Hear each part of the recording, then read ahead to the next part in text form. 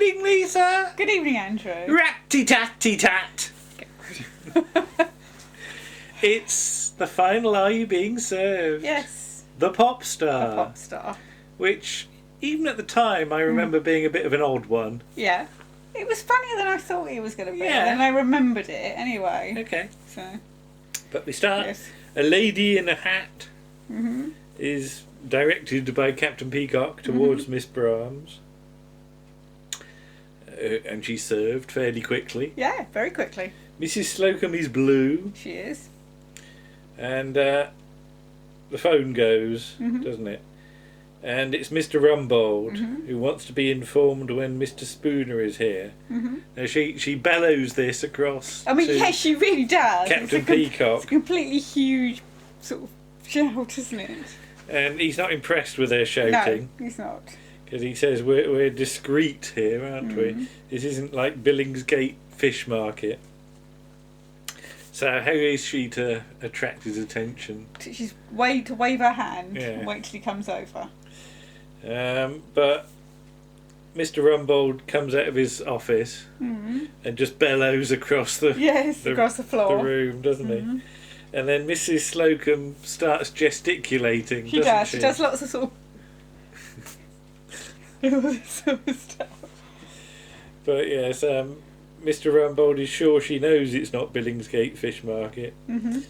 But the gents counter is unattended. Yeah. Because Mr. Humphreys is out of view. He's in the fitting room. Yes. Apparently, he was repricing his stock and putting some prices up. Yeah. But he'd like to drop his trousers and display his Y fronts. Yes.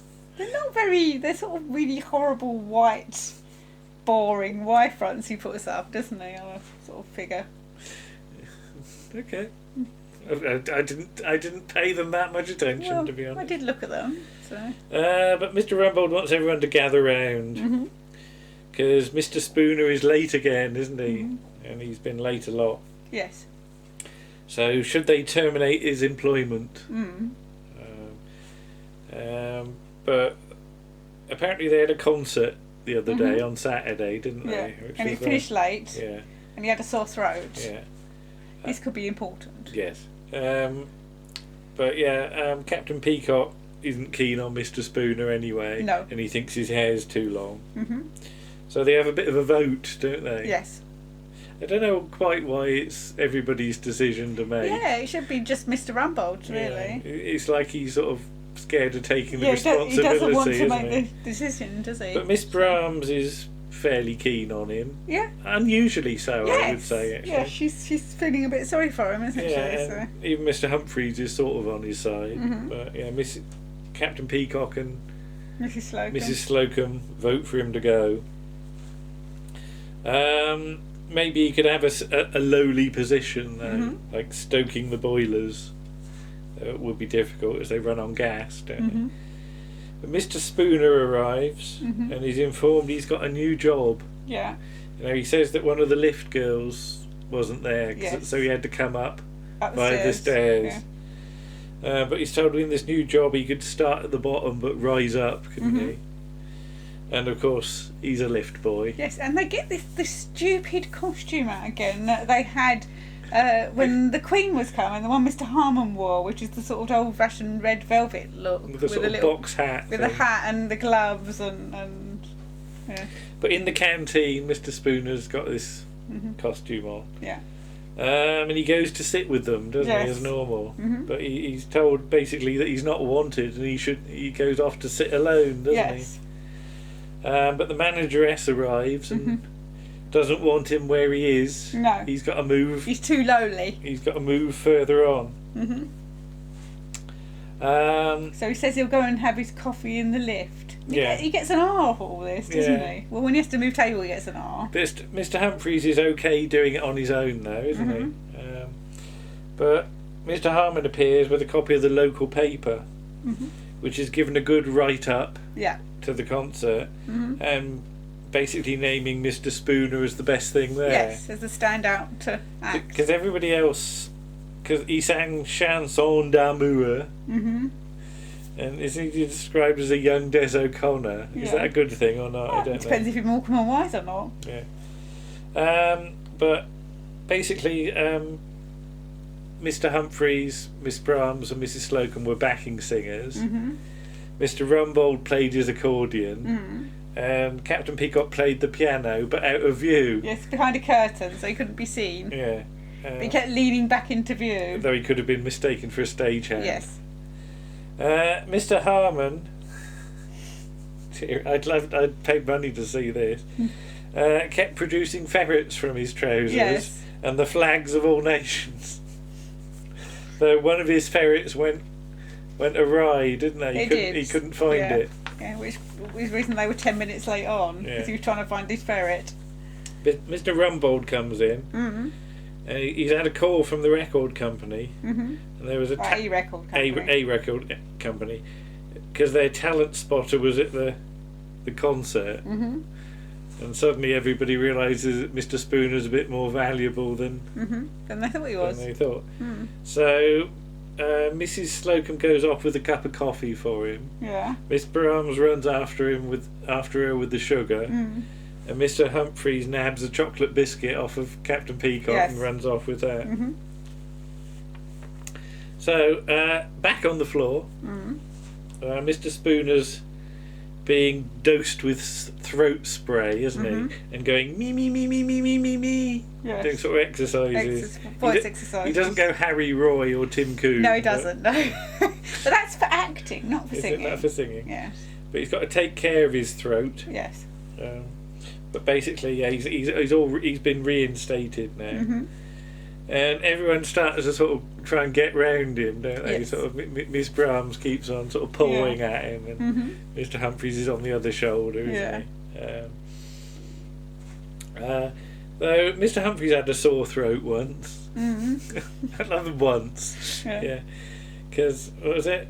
His mother thought there was a man in the house. Yeah, he was on the phone to his friend and she could hear him through the letterbox as she put a key in the door. And sent for the police. Yes, because she thought there was a man in the house. Yeah.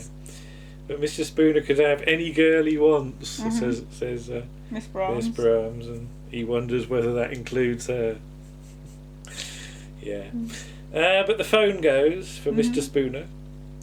And they want him to do a demo record at 4:30 this afternoon, which would mean leaving early. But what about the backing group? Well, they say we're sure we can be available. And to demonstrate, they try I've Got Rhythm. Yeah. Except there's not much room for them to join in with I've Got Rhythm, is it? Although Mrs. Slocum does do doodah at the end, doesn't she? But amazingly, they get the job. They do, yeah. I'm not sure I'd have been convinced. No. I was the producer, but hey. But Mr. Rumbold's concerned about letting everybody go off early. But yeah. And somebody says it'll be good publicity for the store. Yeah. The whole department. And he starts to come round to the does. Idea. So he phones he gets Mr. Grace. Yeah, gets his secretary. Yeah, Miss Belfridge gets Mr. Grace on the phone. And then they do the demonstration of Chanson d'Amour. Rat-ta-tat-ta-tat. Thank you. Really loud. The rat-ta-tat-tats are loud. And they're not in tune. And they really sort of, ooh, it really is like cats wailing, isn't it?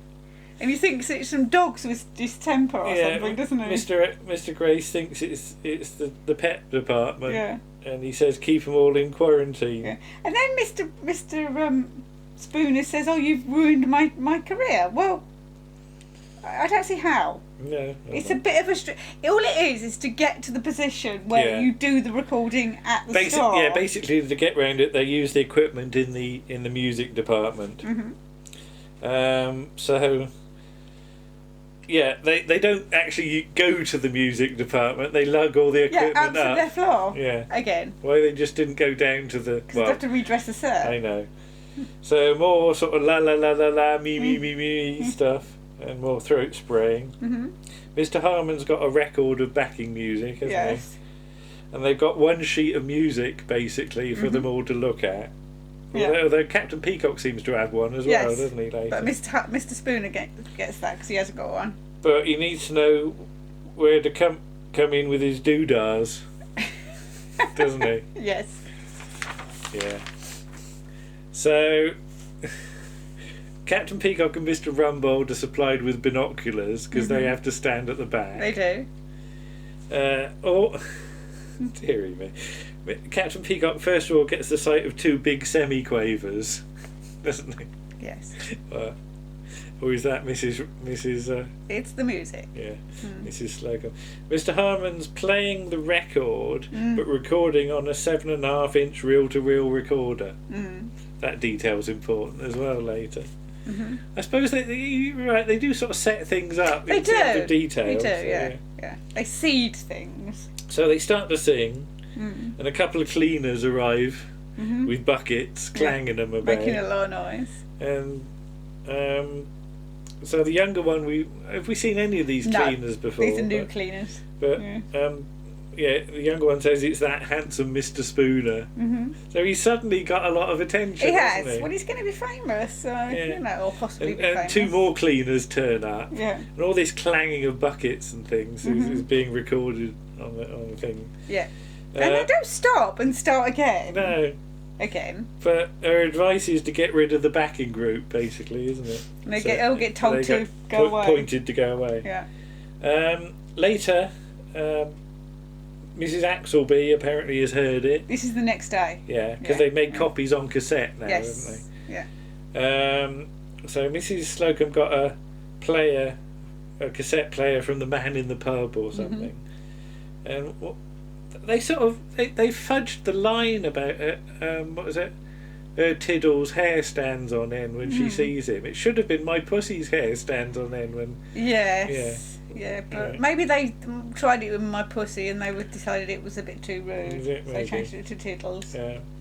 Mr. Humphrey's friend has heard it, but he's neither one way or the other, really, on it. But again, Mr. Spooner hasn't turned up yet.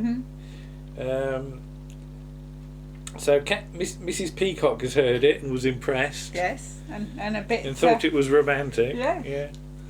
But eventually Mr. Spooner comes in and he's been signed up. Yeah. It's going to be announced in the papers. And they're going to go on the telly as well. Yes, on their local sort of evening thing. So sort of like nationwide type thing. Yeah, possibly on the other channel. It's 60 Minutes by now, isn't it? Not nationwide. Is it? Yeah, I think so. Don't know. I don't know. Yeah. I don't know. I'm going to have a look. I should have looked, but whatever. Never mind. Whichever one it is.